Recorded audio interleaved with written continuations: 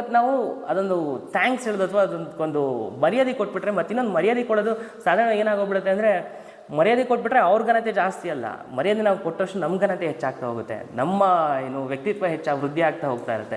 ನಾವೇನು ಅನ್ಕೊಂಡ್ಬಿಡ್ತೀವಿ, ಈ ಇವ್ನಿಗೋಗಿ ನಾನು ಇಷ್ಟು ಮರ್ಯಾದೆ ಕೊಡಬೇಕಾ, ಅವ್ನಿಗೋಗಿ ಇಷ್ಟು ಮರ್ಯಾದೆ ಕೊಡಬೇಕಾ ಅಂತ. ನಾವು ಮರ್ಯಾದೆ ಕೊಡ್ತೀವೋ ಅಷ್ಟು ನಮ್ಮ ಘನತೆ ತೋರಿಸುತ್ತೆ, ನಮ್ಮ ಸಂಸ್ಕಾರಗಳು ತೋರಿಸುತ್ತೆ. ಅವ್ರಿಗೇನು ಸಿಗುತ್ತೋ ಬಿಡುತ್ತೋ ಗೊತ್ತಿಲ್ಲ, ಅಟ್ಲೀಸ್ಟ್ ನಮ್ಮ ಸಂಸ್ಕಾರ ಅನ್ನೋದು ಚೆನ್ನಾಗಿರುತ್ತೆ.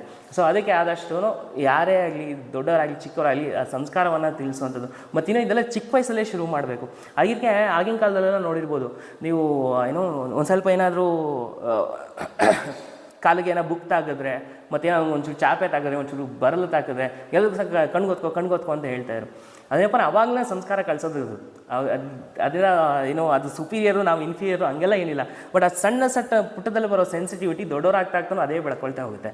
ಅವಾಗೇನು ಸಣ್ಣ ಬುಕ್ಕು ಅದು ಇದನ್ನೆಲ್ಲ ಎತ್ತಿಂಗ್ ಬಿಸಾಕೋದು, ಪೆನ್